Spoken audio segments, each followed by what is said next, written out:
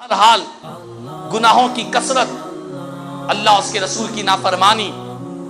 یہی وجہ ہے اللہ کے عذاب کی، یہی وجہ ہے خدا کے قہر کی، یہی وجہ ہے بارش کی تیزی کی، یہی گناہوں کی وجہ ہے، نحوست ہے جس کی وجہ سے آج ہمارے محلے، ہماری بستیوں کے اندر سیلاب داخل ہو چکا۔ تو ہم خدا کے بندے اللہ کی بارگاہ میں رجوع ہو جائے، معافی مانگنے لگے، گڑگڑانے لگے، توبہ و استغفار کرنے لگے اور رب کی بارگاہ میں عاجزی کے ساتھ وعدہ کرنے لگے کہ مولا جو نافرمانی کی روش ہم نے اپنا لی تھی اس گناہوں سے ہم توبہ کرتے ہیں اور نافرمانی کی روش کو چھوڑ دیتے ہیں کہ دیکھو تمہاری ہی نگاہوں کے سامنے، تمہاری ہی راستوں سے گزرنے کی گزرگاہیں آج کھنڈرگاہ بنی ہوئی ہے، تو تمہارے لیے کیسی قابل عبرت والی بات ہے۔ گھروں کے اندر بے حیائی عام ہو رہی ہے۔ آپ نے دیکھا چند مہینے قبل جب ہمارے پاس شادیاں ہو رہی تھی تو کیسی شادیوں کے اندر بے راہ روی ہو رہی تھی، ہماری دعوتوں کے اندر اسراف ہو رہا تھا، ہماری دعوتوں کے اندر ہم فضول خرچی میں اس حد تک آگے بڑھ چکے تھے کہ ہماری دعوتیں گناہوں کا ایک مرکز بن چکی تھی۔ دعوتوں میں گناہیں ہو رہے تھے، نام شادی ہو رہا ہے، نام سنت ہے، نکاح ہو رہا ہے، نکاح کے نام پر پٹاخے، باجے اور بے حیائی، آرکیسٹرا اور نہ جانے کیسے کیسے رسومات ہم نے اپنا لیے تھے۔ یہ دراصل سارے گناہوں کا خمیازہ ہے جو آج ہماری نگاہوں کے سامنے موجود ہے۔ ظلم و زیادتیاں بڑھ رہی ہیں، کوئی کسی کو روکنے کے لیے تیار نہیں ہے۔ برائی سے روکنا صرف مسجد کی دیواروں کی حد تک محدود ہو گیا، گھروں میں باپ کے اندر اتنی ہمت نہ رہی کہ اپنے جوان بیٹے کو روک کر کہہ سکے کہ بیٹا یہ غلط ہے، یہ گناہ ہے، یہ نافرمانی ہے۔ باپ یہ کہہ نہیں سک رہا ہے اولاد کو کہ اگر تم یہ بے حیائی کے ساتھ اور اس طرح فضول خرچی کے ساتھ اور اس طرح نافرمانی کے ساتھ گھروں میں شادی کرو گے تو ایسی شادی میں میں خود داخل نہیں ہوں گا۔ اگر باپ اس طرح کی جرات کرے گا تو کئی بیٹے اس طرح کی بے حیائی کے کاموں سے اپنے آپ کو روک لیں گے۔ آج ہمتیں ختم ہو گئی، شوہر بیوی کو نیکی کا تعلیم، برائی سے روکنے کا جذبہ ختم ہو گیا، ماں باپ کے اندر اولاد کی صحیح دینی تعلیم و تربیت کا مزاج ختم ہو گیا، صرف اور صرف دنیا داری کے پیچھے پڑے ہیں۔ ہر کوئی چاہتا ہے کہ موج مستی ہو، عیش و عشرت ہو، انٹرٹینمنٹ ہو اور ہماری زندگیوں میں ہم من چاہی زندگی گزارے۔ یہ سب ہماری سوچ، ہماری فکر، ہمارے خیالات ہو گئے تھے۔ اسی وجہ سے آج ہم اپنی آنکھوں کے سامنے اپنی بستیوں کو بہتا ہوا دیکھ رہے ہیں، اپنی بلڈنگوں کو گرتا ہوا دیکھ رہے ہیں اور لاشوں کو بہتا ہوا دیکھ رہے ہیں۔ یہ سب دراصل یوں ہی نہیں ہوا، خدا کی طرف سے مہلتیں ملتی رہی، لیکن ہم نے اس مہلت کو غنیمت نہیں سمجھا اور اس دھوکے میں پڑے رہے کہ ہماری زندگی ایسی ہی گزرتی جائے گی، کوئی پکڑنے والا نہیں پکڑے گا۔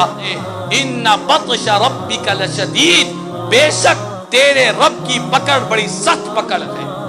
اور ایک حدیث، دنیا کے کوئی ایک منصب والا، عہدے والا، طاقت والا، پاور والا،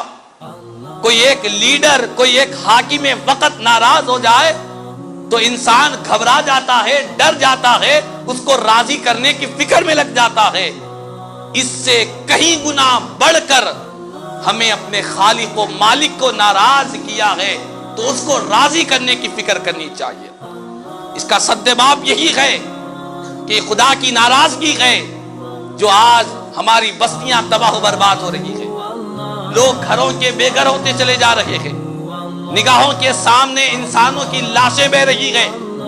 انسان کی محنت کی کمائی کا مکان گر رہا ہے، انسان کی بڑی محنت اور جستجو سے ایک ایک چیز کو انسان جوڑا ہے، آج وہ روڈوں پر بکھرا پڑا ہے، کسی کو خبر نہیں ہے، ہر ایک انسان اپنی جان کی فکر میں لگا ہوا ہے۔ جان بچ گئی تو بہت بڑی بات ہے۔ جن کے اوپر سے یہ حالات گزرے ہیں وہ بہتر سمجھتے ہیں کہ کن حالات سے آج امت مسلمہ دوچار ہے۔ تو ایسے وقت میں ہم تمام کو جان لینا چاہیے کہ ہم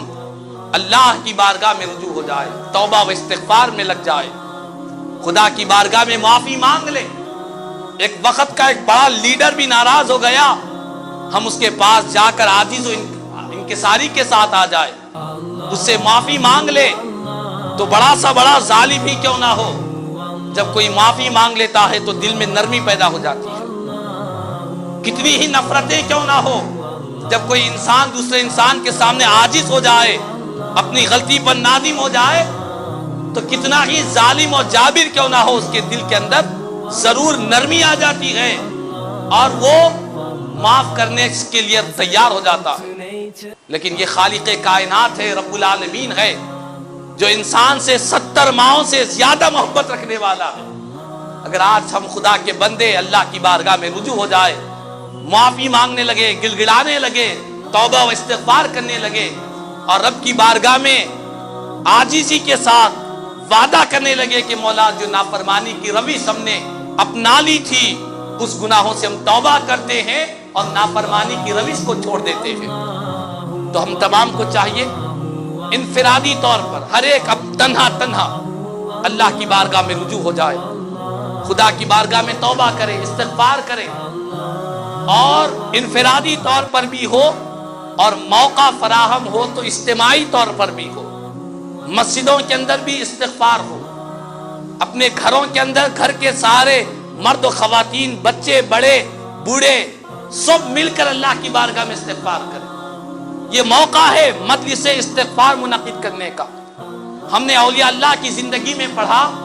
کہ وہ مجلس استغفار یعنی صرف گناہوں سے معافی مانگنے کی مجلس منعقد کرتے ہیں، اللہ کی بارگاہ میں استغفار کرتے ہیں۔ تو انفرادی طور پر بھی اہل دکن کے لیے یہ لازم ہے کہ وہ اللہ کی بارگاہ میں انفرادی طور پر بھی توبہ کرے، استغفار کرے، گناہوں سے معافی مانگے، اور یہ عہد کرے کہ مولا نافرمانی والی زندگی کو ہم ترک کریں گے، تیری رضا و خوشنودی والی زندگی کو اختیار کریں گے۔